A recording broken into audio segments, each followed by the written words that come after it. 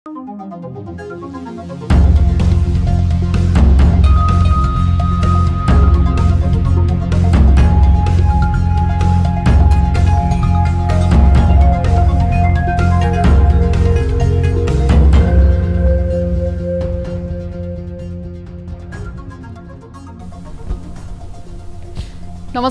यो news 24 television prime time न्यूजमा स्वागत छ।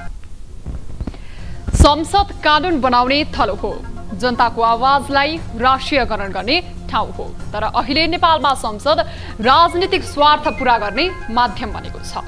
सरकारबाट बाहिरिएसँगै प्रमुख प्रतिपक्षी नेकपा एमाले प्रतिनिधि सभाको बैठक अवरुद्ध पार्दै आएको छ। मुलुकमा बाढी पहिरोको कहरले जनता त्राही त्राही भए, न्यायालय गहिरो संकटमा पर्यो। तर प्रमुख प्रतिपक्षी एमालेलाई यी विषयमा बोल्नुपर्छ भन्नेसम्म लागेन। दलगत रूपमा केही नबोले पनि सांसदले यी विषयलाई उठान गर्न सक्थे होलान्।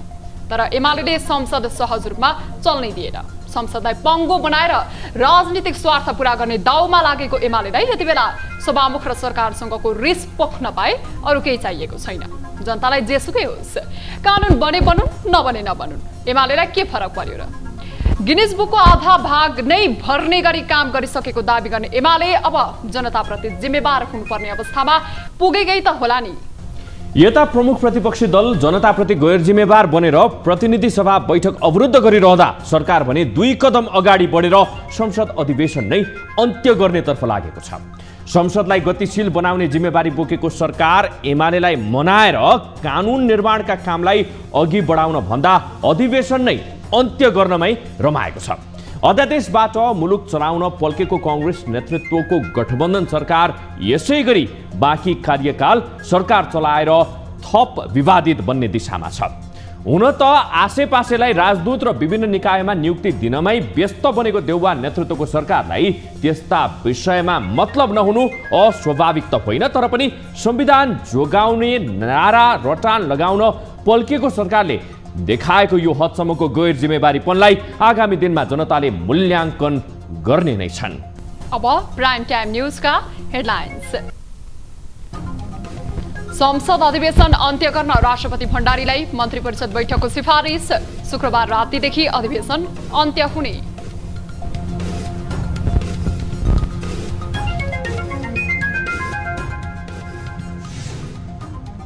बागमती प्रदेशका नवनियुक्त मुख्यमन्त्री राजेन्द्र पाण्डेले लिए शपथ। 4 सदस्यीय मन्त्रीमण्डलमा कांग्रेस, माओवादी र एकीकृत समाजवादीका एक मन्त्री।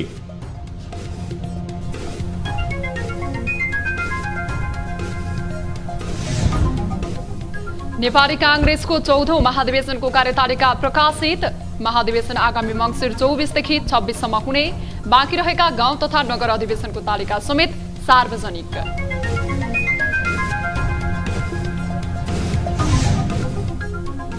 प्रधान न्यायाधीश राणाको राजीनामाका विषयमा कानून व्यवसाय नै विभाजित। राजीनामा दिनै पर्ने एक थरीको भनाई, अर्को थरी भने विवाद हुन साथ राजीनामा माग्न नमिल्ने तर्क गर्दै। के हुन्छ भने अब उहाँले चाहिँ नि अब कति टाइम लिने भन्ने मात्रै हो, उहाँले निकासा दिने।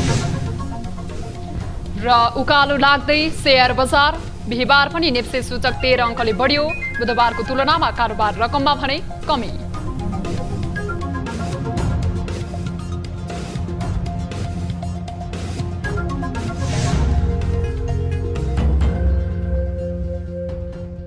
हामी निरन्तर न्यूजमा छौं।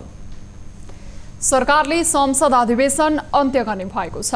बिहीबार बसेको मन्त्री परिषदको बैठकले चालू संसद अधिवेशन अन्त्यका लागि राष्ट्रपति विद्यादेवी भण्डारीलाई सिफारिस गर्ने निर्णय गरेको हो। शुक्रबार राति 12 बजेदेखि लागू हुने गरी अधिवेशन अन्त्यको लागि सिफारिस गर्ने निर्णय भएको छ। प्रधानमन्त्री शेरबहादुर देउवाले आज राष्ट्रपति कार्यालय शीतल निवास पुगेर राष्ट्रपति विद्यादेवी भण्डारीसँग छलफल गर्नुभएको थियो। आज मात्रै सभामुख अग्नि सापकोटाले कार्तिक 29 गतेसम्मका लागि संसद बैठक स्थगित गर्नुभएको छ। प्रमुख प्रतिपक्षी नेकपा एमाले प्रतिनिधि सभाको बैठक लगातार अवरोध गर्दै आइरहेको छ। एमालेको अवरोधकै बीच सभामुख सापकोटाले आज बिहीबार पनि संसद बैठक अघि बढाउनु भएको थियो। सरकारले विभिन्न देशमा राजदूत नियुक्तिका लागि सिफारिस गर्ने निर्णय गरेको छ। सिंहदरबारमा बिहीबार बसेको मन्त्री परिषदको बैठकले भारतका लागि डाक्टर शंकर शर्मा, अमेरिकाका लागि श्रीधर खत्री र बेलायतका लागि ज्ञानचन्द्र आचार्यलाई राजदूतमा सिफारिस गरिएको सरकारका प्रवक्ता ज्ञानेन्द्र बहादुर कार्कीले जानकारी दिनुभयो। बैठकले बेमौसमी वर्षाका कारण बाढी, पहिरो र डुबानका कारण धानबालीमा क्षति भोगेका किसानलाई क्षतिको 65% सम्म राहत दिने निर्णय पनि गरेको छ। बैठकले 10 कट्ठा भन्दा कम जग्गा भएका साना किसानलाई क्षतिको 65%, 10 कट्ठादेखि 3 बिघासम्म जग्गा भएका मध्यवर्गको किसानलाई क्षतिको 30% सम्म र 3 बिघादेखि बढी जग्गा भएका किसान अथवा आंशिक क्षति भएका किसानलाई क्षतिको 20% राहत दिने निर्णय भएको उहाँले बताउनु भएको छ। धानको न्यूनतम समर्थन मूल्य कायम गर्दा निर्धारण भएको उत्पादन लागतको आधारमा किसानले राहत पाउने प्रवक्ता कार्कीले जानकारी दिनुभयो। बैठकले महालेखा परीक्षकको कार्यालयमा रिक्त महालेखा परीक्षक राजपत्राङ्कित विशिष्ट श्रेणीमा महेश्वर काफ्ले र वामदेव अधिकारीलाई बढुवा गर्ने निर्णय गरेको छ। त्यस्तै नेपाली सेनाका प्रधान सेनापति परशुराम शर्मा नेतृत्वको भ्रमण दललाई भारतका भ्रमणका लागि स्वीकृति दिने र सेनाका उपरथी सरोज प्रताप राणालाई रथी पदमा बढुवा गर्ने निर्णय पनि भएको प्रवक्ता कार्कीले जानकारी दिनुभयो।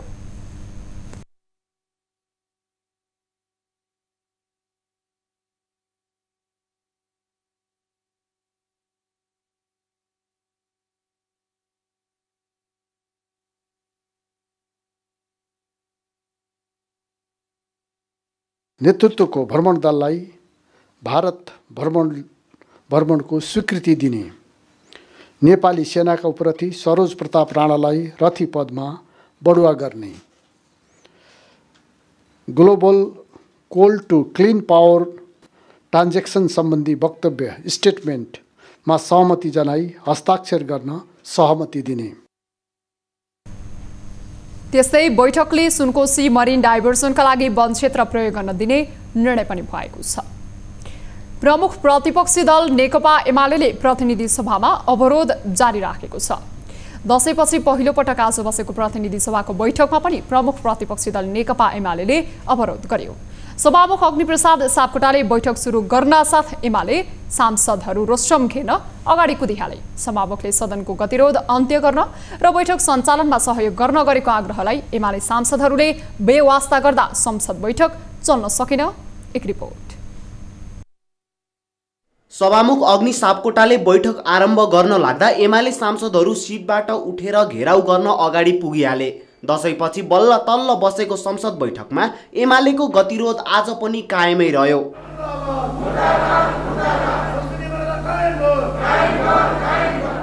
अध्यादेश ल्याएर एमाले फुटाउन सभामुख सहयोगी बनेको एमालेको आरोप छ। त्यसकै विरोधमा संसद निरन्तर अवरोध गर्दै आएको छ एमालेले। आजको बैठकमा सभामुख सापकोटाको बारम्बारको अनुरोधलाई बेवास्ता गर्दै एमाले सांसदले नाराबाजी र अवरोध जारी नै राखे। सभामुखले केही बेर नाराबाजीका दृश्य चुपचाप हेरिरहे। त्यसपछि फेरि पनि उनले संसद बैठक चलाउनका लागि सहयोग मागे, तर अवरोध यथावत रह्यो। त्यसपछि सभामुखले बैठकलाई विरोधकै बीचमा अघि बढाए। मान्य सदस्यहरू, सदनको नियमित अवरोधले सभाले सम्पादन गर्नुपर्ने महत्त्वपूर्ण कार्यहरू प्रभावित हुन पुगेका छन्। सापकोटाले उद्योग वाणिज्य तथा आपूर्ति मन्त्रीबाट गजेन्द्र हमालले दिएको राजीनामा राष्ट्रपतिबाट स्वीकृत भएको बारे राष्ट्रपति कार्यालयबाट आएको पत्र पढेर सुनाएका थिए।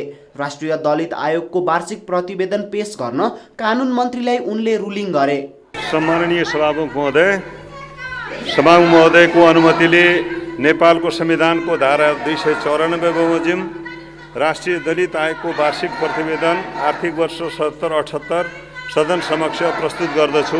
धन्यवाद। संसद बैठकमा 13 पटकसम्म अनुपस्थित रहेकाहरूको सूची पनि पढेर सभामुखले नै सुनाएका थिए। चान्चुन 10 मिनट पनि चल्न नपाउँदै अब 18 दिनपछि बैठक बस्ने सूचना सभामुखले सुनाए। अब अर्को बैठक 2078 साल कार्तिक 29 गते सोमबार दिनको 1 बजे बस्ने गरी यो बैठक स्थगित हुन्छ।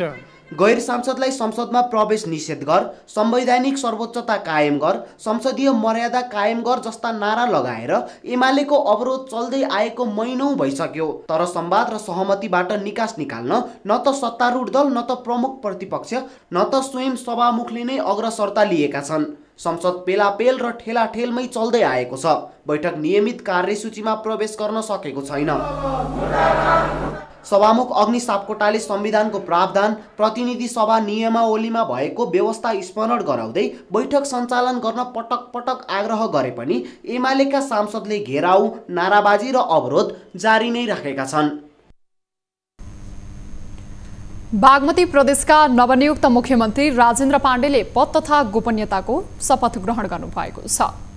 उहाँलाई प्रदेश प्रमुख यादवचन्द्र शर्माले आज आफ्नै कार्यालयमा पद तथा गोपनीयताको शपथ ग्रहण गराउनु भएको हो। यसैबीच नेपाली कांग्रेसका कृष्णलाल भणेल, नेकपा माओवादी केन्द्रका कुमारी मोक्तान र नेकपा एकीकृत समाजवादीका कृष्णप्रसाद शर्मालाई क्रमशः भौतिक पूर्वाधार, सामाजिक विकास र आन्तरिक मामिला तथा कानून मन्त्रालयको जिम्मेवारी दिइएको छ।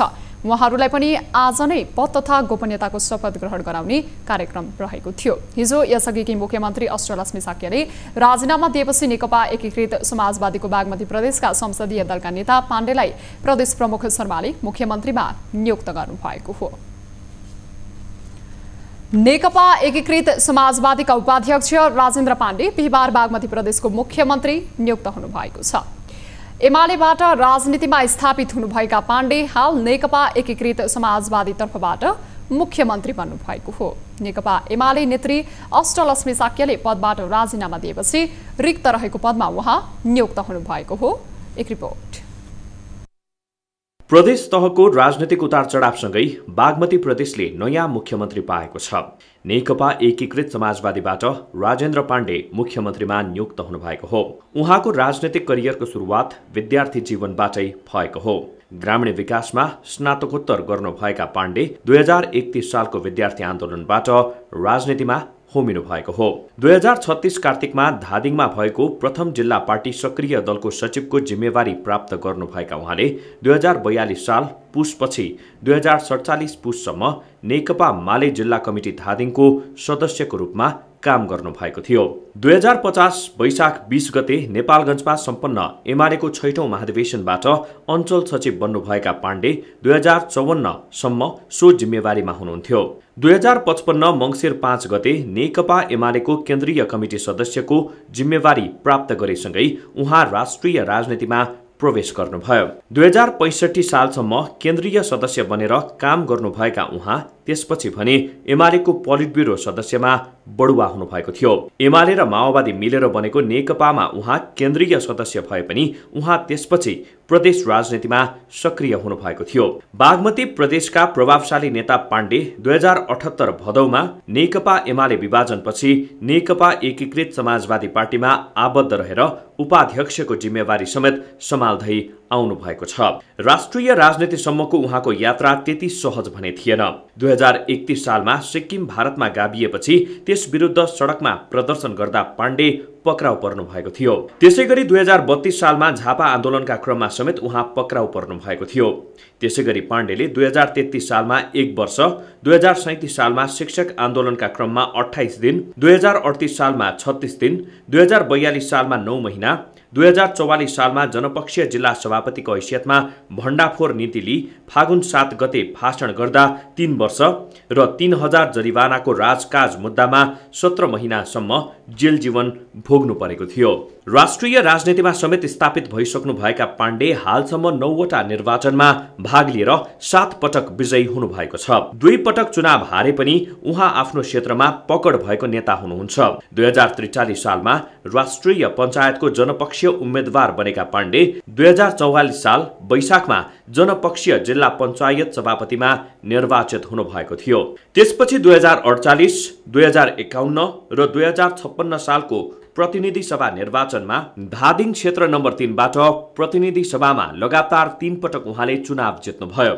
उहाँ 2063 जेठ 8 गतेदेखि 2063 चैत्र 18 गतेसम्म स्थानीय विकास मन्त्री समेत बन्नुभयो। उहाँ 2064 सालमा पहिलो संविधान सभा निर्वाचनमा भने पराजित हुनुभएको थियो। 2070 सालको दोस्रो संविधान सभा निर्वाचनमा धादिङ क्षेत्र नम्बर 3 बाट निर्वाचित उहाँ 2074 सालको प्रदेश सभा निर्वाचनमा धादिङ क्षेत्र नम्बर 1 बाट निर्वाचित हुनुभएको थियो। यसअघि एउटै गुटमा रहनुभएकी अष्टलक्ष्मी साक्यलाई प्रतिस्थापन गर्दै मुख्यमन्त्री बन्नुभएका पाण्डेको मुख्यमन्त्री यात्रा सहज भने नभएको देखिन्छ। गठबन्धनको समर्थनमा मुख्यमन्त्री बन्नुभएका उहाँ मुख्यमन्त्री बन्नु अघि नै दलहरूबीचको भागबण्डाको चेपुवामा परिसक्नु भएको छ। न्युज 24 टेलिभिजनका लागि टिभी जर्नलिस्ट राजन ढकालको रिपोर्ट। नेपाली कांग्रेसको 14औं महाधिवेशन आउँदो मङ्सिर 24 देखि 26 गतेसम्म काठमाडौँमा हुने भएको छ। केन्द्रीय निर्वाचन समितिले 14औं महाधिवेशनको कार्यतालिका प्रकाशन गरेर मङ्सिर 24 गतेदेखि 26 गतेसम्म काठमाडौँमा महाधिवेशन गर्ने निर्णय गरेको हो। निर्वाचन प्रक्रिया भने मङ्सिर 21 गतेदेखि नै सुरु हुनेछ। समितिले प्रकाशन गरेको कार्यतालिका अनुसार 7वटै प्रदेशको अधिवेशन मङ्सिर 16 र 17 गते हुनेछ। समितिले बाँकी रहेका वडा तथा गाउँ, नगर र जिल्ला अधिवेशनको कार्यतालिका पनि सार्वजनिक गरेको छ।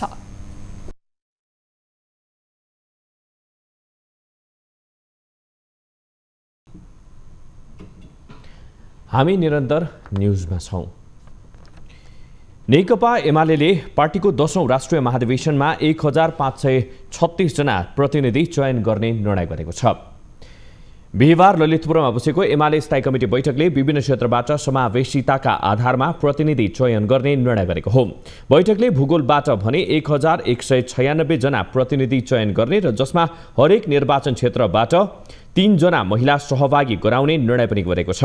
हाल एमाले सदस्यता 7,21,000 छन्। त्यस्तै 49% खुला प्रतिनिधि हुने र 51% समावेशी प्रतिनिधि हुने प्रवक्ता प्रदीप गेवालीले जानकारी दिनुभयो। स्थायी कमिटीको प्रस्ताव शुक्रबार बस्ने केन्द्रीय कमिटी बैठकमा पेश हुने गेवालीले बताउनुभयो। न्यायालय भित्रको विवादका कारण संविधानको उल्लङ्घन गरेर नागरिकको संविधान प्रदत्त अधिकार हनन भएको उहाँले बताउनुभयो।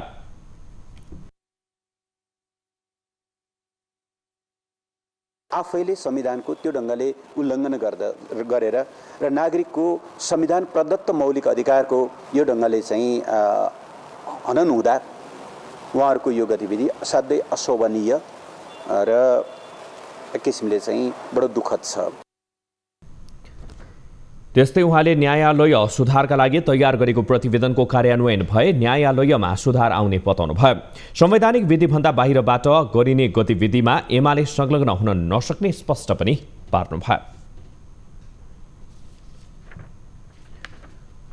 प्रधान न्यायाधीश चोलेन्द्र शमशेर राणाको राजीनामाबारे कानुन व्यवसायीहरू नै विभाजित बनेका छन्। कानुन व्यवसायीहरूको संगठन प्रधान न्यायाधीश राणाको राजीनामा माग्न व्यस्त भइरहँदा कानुन व्यवसायीहरू भने विभाजित बनेका हुन्। प्रधान न्यायाधीशको नैतिकतामाथि प्रश्न उठेकोले राजीनामा दिएर मार्ग प्रशस्त गर्नुको विकल्प नरहेको एक थरी कानुन व्यवसायीको मत छ भने कसैले राजीनामा माग गर्दैमा राजीनामा दिँदै जाने हो भने एक दिन न्यायालयमा कोही पनि नहुने अर्का थरीको तर्क छ। एक रिपोर्ट। प्रधान न्यायाधीश चोलेन्द्र शमशेर राणाको राजीनामा मागले यति बेला सर्वोच्च अदालतको काम कारबाही नै प्रभावित बनेको छ। विवादमा परेको भन्दै उनले राजीनामा दिनुपर्ने चौतर्फी माग उठिरहँदा प्रधान न्यायाधीश राणाले भने सडकबाट माग्दैमा राजीनामा नदिने भन्दै आफ्नो अडान पेश गरेका छन्। प्रधान न्यायाधीश राणाले आफ्नो अडान नछाड्ने र अन्य न्यायाधीशहरूले राणालाई स्वीकार गर्न नसक्ने परिस्थिति बनेसँगै सर्वोच्च अदालत प्रभावित बनेको हो। सर्वोच्च बार एसोसिएसन र नेपाल बार एसोसिएसनले प्रधान न्यायाधीश राणाले मार्ग प्रशस्त गर्नुपर्नेमा जोड दिइरहँदा कानुन व्यवसायी भने विभाजित बनेका छन्।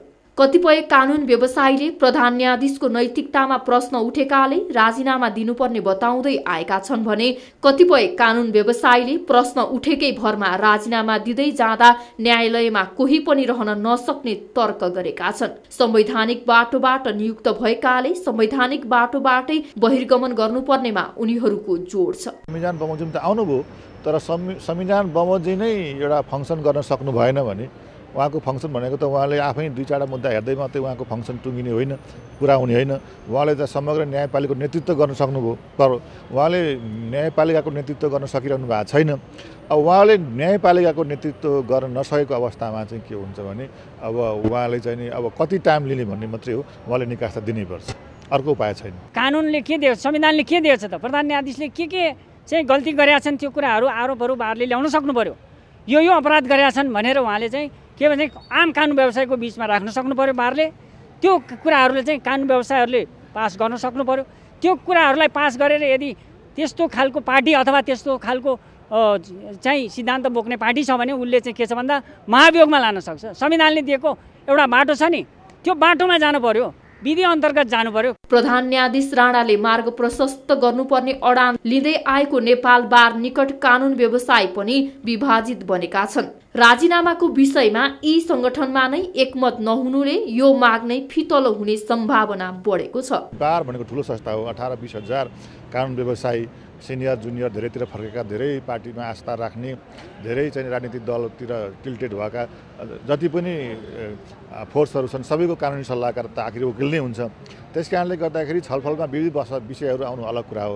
सर्वोच्चका न्यायाधीशहरू विवादकै कारण इजलासमा प्रवेश गरेका छैनन्। बुधबार सर्वोच्चका पूर्व न्यायाधीश शारदा प्रसाद पण्डित र बिहीबार भैरव लम्सालको निधनमा 2 दिन नै फुलकोट बसेर शोक प्रस्ताव पारित गरेको छ। तर यी दुवै दिन प्रधान न्यायाधीश राणाले इजलास भने तोकेका हुन्। यी घटनाक्रमहरूले न्यायालयको विवाद समाधान गर्न सक्ने सम्भावना देखिएको छैन। यस्तोमा सरकारवालाहरूले विवाद निरूपण गरेर न्यायालयको गरिमा जोगाउने तर्फ ध्यान दिन आवश्यक छ। न्यूज 24 टेलिभिजनका लागि क्यामेरामा विनोद बजगाईका साथ सरोज बस्यालको रिपोर्ट। जसपाका संघीय परिषद अध्यक्ष डाक्टर बाबुराम भट्टराईले न्यायालय भित्रको विवाद लोकतन्त्रको निम्ति शोभनीय नभएको बताउनु भएको छ। बिहीबार संसद भवन नयाँ बानेश्वरमा सञ्चारकर्मीसँग कुराकानी गर्दै भट्टराईले न्यायालय भित्रको विवादले गम्भीर अनिष्टको संकेत गरेको समेत बताउनु भयो। उहाँले न्यायालय भित्रको विवाद न्यायालय भित्रैबाट हल हुनुपर्ने भन्दै त्यसो हुन नसके व्यवस्थापिकाले समस्या हल गर्ने जिकिर गर्नुभयो। त्यस्तै उहाँले एमाले अध्यक्ष केपी शर्मा ओलीले न्यायालयको आन्तरिक विषयमा हस्तक्षेप गर्न खोज्नु पानी धमिलिएको बेला माछा मार्नु जस्तो भएकोले त्यसो नगर्नु नै ठिक हुने सुझाव दिनुभयो। ओलीजीले अत्यन्त प्रतिशोधपूर्ण ढङ्गले निरन्तर यो संसद पुनर्स्थापना नै बेठिक थियो जुन भनिराख्नु भएको छ, जबकि संसद बिगट नै असंवैधानिक थियो, त्यो त उहाँले त गर्नै हुँदैन। त्यसैले त्यो कुराको प्रतिशोधको रूपमा उहाँले अदालतको तेर्सै राख्नु भएको छ। अदालतले त व्यक्तिमा हामी नजाउँ कसले कसो के भूमिका देखेको कुरा भएन। त्यस्तै कांग्रेस नेता भीमसेन दास प्रधानले प्रधान न्यायाधीशकै कारण न्यायालयमा विवाद उठेको बताउनु भयो। न्यायालयको विवाद न्यायालयबाटै निरूपण भए न्यायालयको इज्जत बढ्ने उहाँको भनाइ छ। यसले न्यायालयको पनि गरिमा बस्ने र सम्मानित अदालतमा रहेका न्यायाधीशहरूको पनि एउटा आफ्नो इज्जत बढ्ने।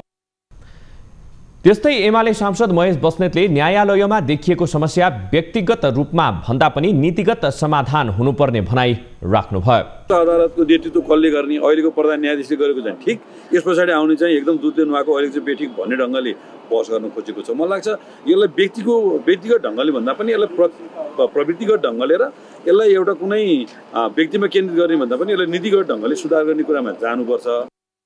बस्नेतले वर्तमान प्रधान न्यायाधीश हटाएर नयाँ प्रधान न्यायाधीश ल्याउनका लागि विवाद सृजना गर्न खोजिएको आशंका समेत व्यक्त गर्नु भएको छ। न्यूजहरू अझै बाँकी छन्, यो समय हो लाइफ बोय हात धुने ब्रेकको।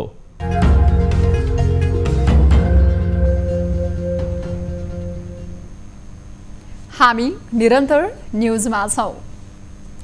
प्रधानमन्त्री शेरबहादुर देउवा भोलि शुक्रबार बेलायत जानुहुने भएको छ।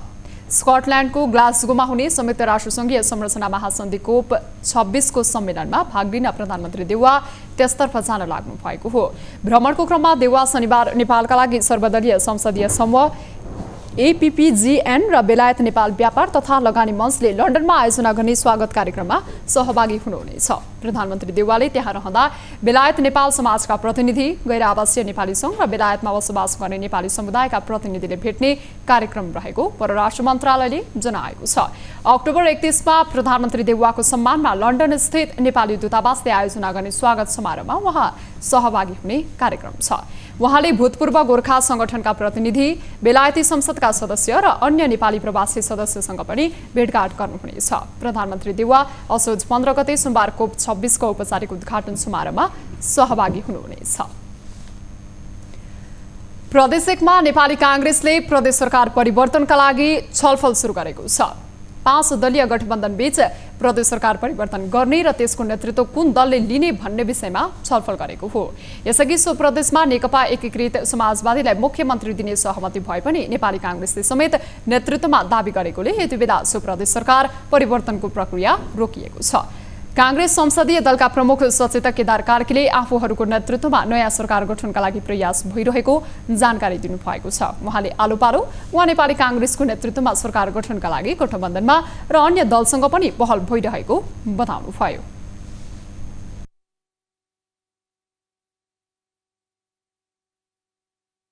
हामी अहिले के भन्छ नि चाबी बोकेर बसेको छौं। चाबी भएकोलाई चाबी खोलाउन जो पनि आउँछ त्यसमा कुनै छैन। तर अहिलेको गठबन्धनसँग टाढिएर हैन त्यहीसँग बसेर नेतृत्व लिने प्रयासमा छौं। प्रदेश 1 मा नेपाली कांग्रेस प्रमुख प्रतिपक्षी दल रहेको छ। 92 सदस्यीय प्रदेशसभामा एमालेका 41, नेपाली कांग्रेसको 21, माओवादी केन्द्रको 15, नेकपा एकीकृत समाजवादीको 10 सांसद रहेका छन्।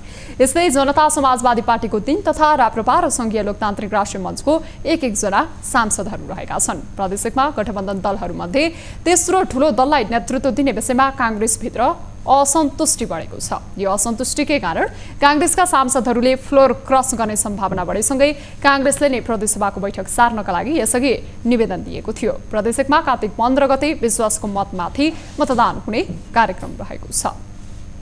नेपालमा बिहीबार थप 591 जनामा कोरोना भाइरसको संक्रमण पुष्टि भएको छ। देशभर गरिएको 8848 पीसीआर परीक्षणको क्रममा 527 जना र 2507 एन्टिजेन परीक्षणको क्रममा 64 जनामा कोरोना भाइरसको संक्रमण पुष्टि भएको स्वास्थ्य मन्त्रालयले जनाएको छ। यो सँगै नेपालमा कोरोना संक्रमितको कुल संख्या 9,05,776 पुगेको छ। त्यस्तै कोरोनाका कारण थप 2 जनाको मृत्यु भएको छ। हालसम्म नेपालमा 11,382 जनाले कोरोनाका कारण ज्यान गुमाएको स्वास्थ्य मन्त्रालयले जनाएको छ। यस्तै थप 664 संक्रमित कोरोना मुक्त हुँदा हालसम्म नेपालमा 7,89,789 संक्रमित निको भएको मन्त्रालयले जनाएको छ। हाल 10,236 सक्रिय संक्रमित आइसोलेसन र 214 जना क्वारेन्टिनमा रहेका छन्।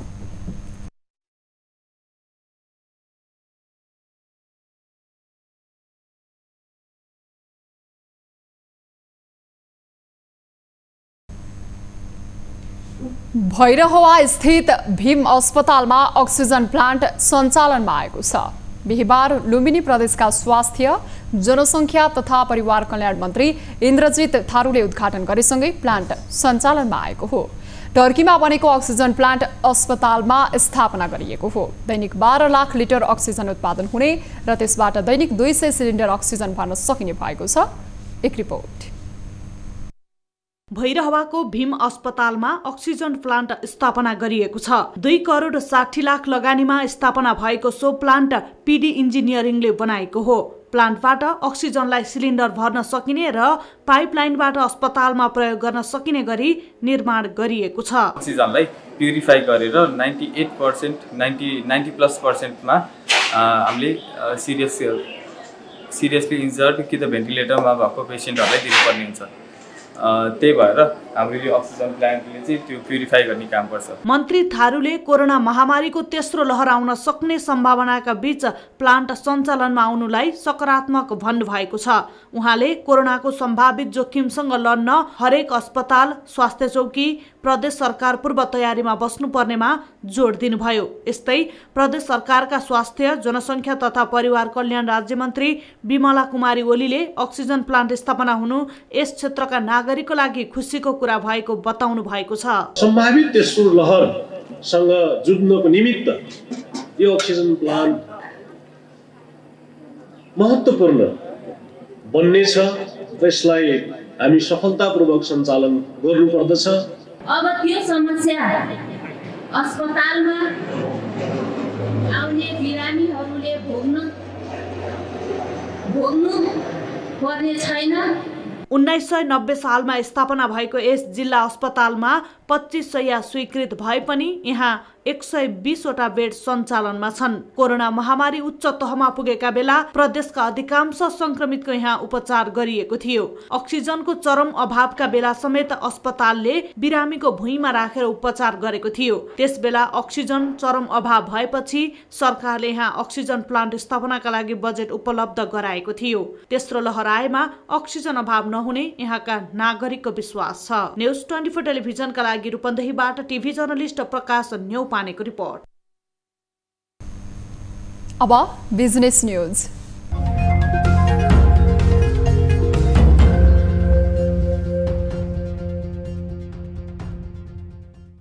कोरोनाले शिथिल बनेको बजारलाई पुनः चलायमान बनाउन हस्तकला व्यापार मेला तथा कला प्रतियोगिताको आयोजना हुने भएको छ। नेपाल हस्तकला महासंघले काठमाडौँमा पत्रकार सम्मेलन गरी 18औं हस्तकला व्यापार मेला तथा 16औं कला प्रतियोगिता आयोजना गर्ने बताएको हो। महासंघले मङ्सिर 3 देखि 5 गतेसम्म काठमाडौँ मेला र प्रतियोगिता आयोजना गर्ने महासंघले जनाएको छ। मङ्सिरको 3, 4, 5 गते अङ्ग्रेजीमा 2021 नोभेम्बर 19 देखि 21 सम्म होटल हायट रेजेन्सीमा हामीले यो मेला गर्ने जमर्को गर्यौं, जुन बौद्धमा अवस्थित रहेको छ।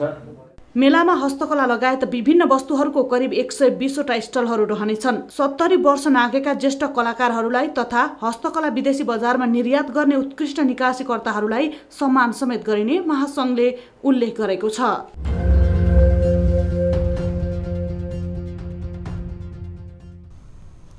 हामी निरन्तर न्यूजमा छौं। अब स्पोर्ट्स न्यूज।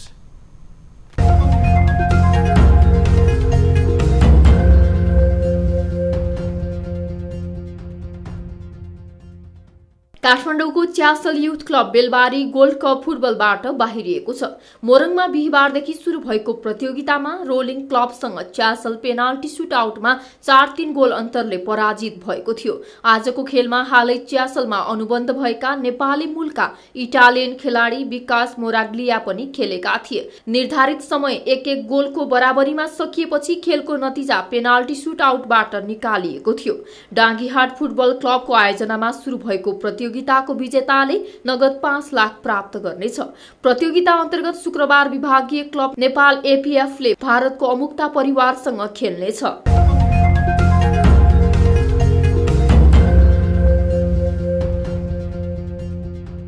अब 24 वेदर अपडेट।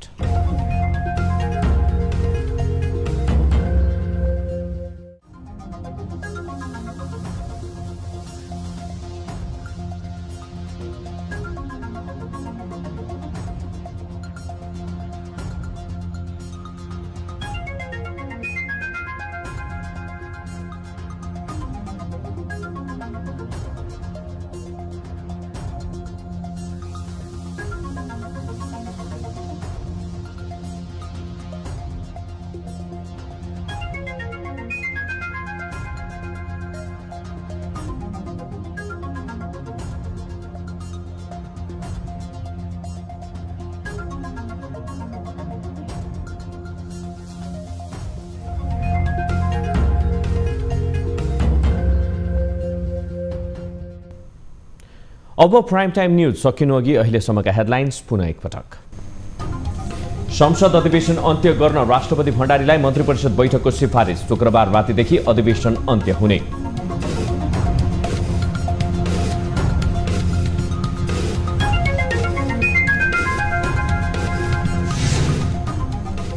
बागमती प्रदेशका नवनियुक्त मुख्यमन्त्री राजेन्द्र पाण्डेले लिए शपथ। 4 सदस्यीय मन्त्रीमण्डलमा कांग्रेस, माओवादी र एकीकृत समाजवादीका 1-1 मन्त्री।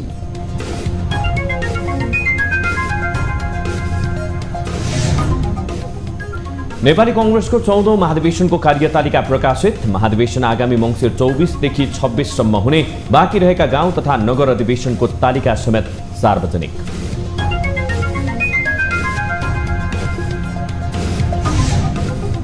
प्रधान न्यायाधीश राणाको राजीनामाको विषयमा कानून व्यवसाय नै विवादित। राजीनामा दिनै पर्ने एक थरीको भनाई, अर्को थरी भने विवाद हुनासाथ राजीनामा माग्न नमिल्ने तर्क गर्दै। अब उहाँले चाहिँ नि अब कति टाइम लिने भन्ने मात्रै हो, उहाँले निकास दिने। उकालो लाग्दै शेयर बजार। बिहीबार पनि नेप्से सूचक 13 अङ्कले बढ्यो। बुधबारको तुलनामा कारोबार रकममा भने कमी।